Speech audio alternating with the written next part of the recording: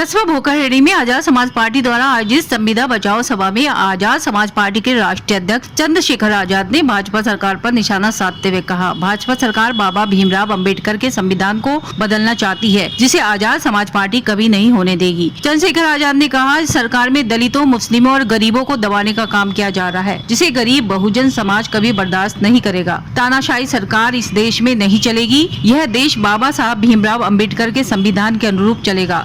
आजाद ने भाजपा सरकार पर निशाना साधते हुए कहा, सरकार ने उन पर व उनके कार्यकर्ताओं पर झूठे मुकदमे कराकर उन पर अत्याचार कर रहे हैं। आजाद ने सभा को संबोधित करते हुए कहा, तुम मुझे 10 साल दो, मैं दिल्ली में आपको राज दिलाने का वादा करता हूं। आजाद ने बसपा पर वार करते हुए कहा, बहुजन समाज पार्टी अपने मुद्दों से हट गई है और काशीराम के मिशन को भूल चुकी है, मगर हम काशीराम के मिशन को जन जन तक पहुंचाने का काम करेंगे। वहीं चंद्रशेखर आजाद ने खतौली उपचुनाव लड़ने का ऐलान किया। उन्होंने कहा, पार्टी खतौली में उपचुनाव की तैयारी कर चुकी है और पार्टी खतौली उपचुनाव पूरी तैयारी के साथ लड़ेगी। आजाद ने सभा में भाजपा पर अनेक बार निशाना साधते हुए तानाशाही सरकार बताकर गरीबों की विरोधी सरकार बताया। चंद्रशेखर आजाद ने निकाय चुनाव में आजाद समाज पार्टी के समर्थित उम्मीदवारों को जिताने का आह्वान किया। भारत पाकिस्तान उसका इंग्लैंड का मैच देख रहा था, जो सेमीफाइनल हुआ, आपने देखा नहीं देखा? हाँ, तो जब वो हो रहा था तो मैंने एक दिन पहले ज्योतिष साहब को भी सुना। 11 ज्योतिष साहब बैठ के बता रहे थे कि सारे योग देख लिए हैं, भारत ही जीतेगा। अंत भारत हार गया, अंत भारत हार गया। तो जब अगर तुम भाग्य के भरोसे रहोगे ना, किस्मत के, तो आपके हिस्से में हार आएगी।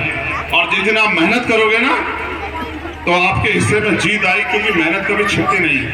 अगर आज एक गरीब और आप उसके लिए जान देने को लिए तैयार है, तो ये सिर्फ मेहनत की देन है। अगर मैं धन्ना सेठ होता तो हो सकता है आप 4 घंटे मेरा इंतजार नहीं करते, कहते हैं आंदे भाई हम तो अपने घर जा रहे हैं। बताओ होता है नहीं होता? बताओ, आज आप अपने साधन से आते हो, ये क्या पैसे बुलाएगी भीड़े? बताओ, पुरुषों के मिशन को खून से सींचने के लिए तैयार हो? अगर तैयार हो तो मैं आपसे वादा करता हूं कि 10 साल के लिए मेरा साथ दो। मैं आपसे 1000 साल, 500 साल नहीं मांग रहा हूं, और ये ईमानदारी से चलेगा। इसे सींचने के लिए, क्योंकि आजादी की लड़ाई है। आजाद तो देश 1947 में हुआ, लेकिन हमें आजादी मिली 1950 में, जब संविधान लागू हुआ और हमें बराबर के अवसर मिले, समानता की बात आई। तो उस आजादी को बचाए रखने के लिए, यानी कि एक नई क्रांति को जन्म देने के लिए, हमें अपने खून से इस मिशन को सींचना पड़ेगा। जितने अडानी अंबानी को मोदी जी ने देश को बेच बेच के संपत्ति दी है, मैं गारंटी देता हूं कि पहले ही उसका राष्ट्रीयकरण करके हम लोग जो है वो पूरी संपत्ति देश के नाम लौटा देंगे। और ये जो पूंजीपति है, इनको जो विशेष दर्जा देंगे, इनको भी जो है सम्मान देंगे। मैंने उनसे कहा था कि चाहे मैं मरूं या जीऊं, लेकिन अब मैंने अपना जीवन अपने समाज के नाम समर्पित किया। मैं 16 महीने एक रात ये जाग के सोता, ये सोने के पहले सोचता था कि अगर आज की रात कट जाएगी और मुझे मौका मिलेगा बाहर जाकर काम करने का, तो मैं अपने लोगों के दुख और आंसू पूछूंगा। आज लाखों माँ ऐसी हैं जो उम्मीद करती हैं कि चंद्रशेखर ताकतवर हो जाए तो हमारे दिन बदल जाए। आज हजारों, लाखों, करोड़ों बहनें ऐसी हैं जो सुबह शाम मेरी लंबी कोई वास्तविक जीवन देगा तो बाबा साहब अम्बेडकर का जो बेटा चंद्रशेखर आजाद है वही देगा। बाकी लोग तो सिर्फ जो है वो गुलामी बना कर रखना चाहते हैं। उनके अंदर भी मेरे प्रति जो है सम्मान है, और आप भी मेरे लिए जान देने को तैयार। तो क्यों हम मिलके जो है एकता बना के क्यों अपने काम को मजबूत नहीं करते? जो लोग यहाँ नीले पटके पहने बैठे हैं, इसकी कीमत समझते हो नहीं समझते हो? प्यार तो बहुत करते हैं, मगर पता नहीं मेरा साथ कम तो क्यों दे रहे हैं? क्या अभी भी आपको मेरे ऊपर कोई शक है? नहीं, ऐसे नहीं, दोनों हाथ उठा के बताओ, ऐसे नहीं मानूंगा गूंगे बहरे की तरह। क्या आपको मेरे काम पे कोई शक है? एक हाथ से नहीं मानूंगा, दोनों हाथ उठाओगे तब मानूंगा। और कि जब मैं ताकतवर होऊंगा तो आपकी तरफ कोई आंख नहीं उठाएगा। बताओ हैगा या नहीं? ये उम्मीद आपको, बताओ मुझे। क्या आपको लगता है मेरे रहते आपके ऊपर अन्याय अत्याचार हो सकता है? बताओ। मैं अपने माइनॉरिटी के और पिछड़े वर्ग के भाइयों से पूछना चाहता हूँ, नहीं रहने वाला है खतौली में भी इस बार झंडा जो है भीमाष्टमी का मजबूत रहेगा। अगर खतौली चुनाव लड़ेंगे तो आप लोग मदद करने के लिए आओगे नहीं आओगे? बताओ। वो पैसे पे वर्कर लाएंगे, मेरे पास पैसे वाले वर्कर नहीं है। मेरे पास तो स्वाभिमानी संघर्षशील वर्कर हैं, अपने साधन पे आना पड़ेगा। आओगे?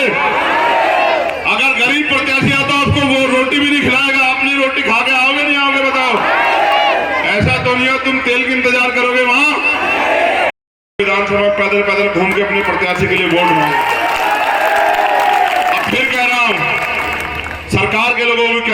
मुकाबला इस बार गलत आदमी से पड़ गया तुम्हारा, याद रखना।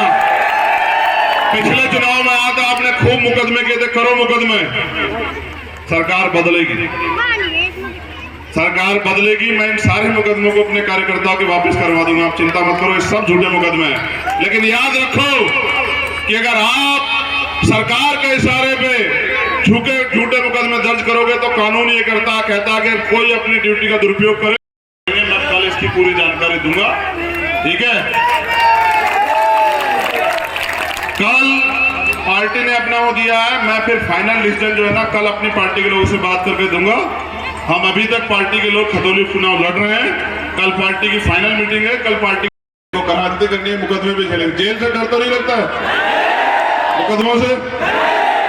जब कामयाबी की तरफ बढ़ोगे तो और मुकदमे होंगे, घबरा तो नहीं जाओगे? चिंता मत करो। बहुत बहुत धन्यवाद। दोबारा से यहाँ पहुंचे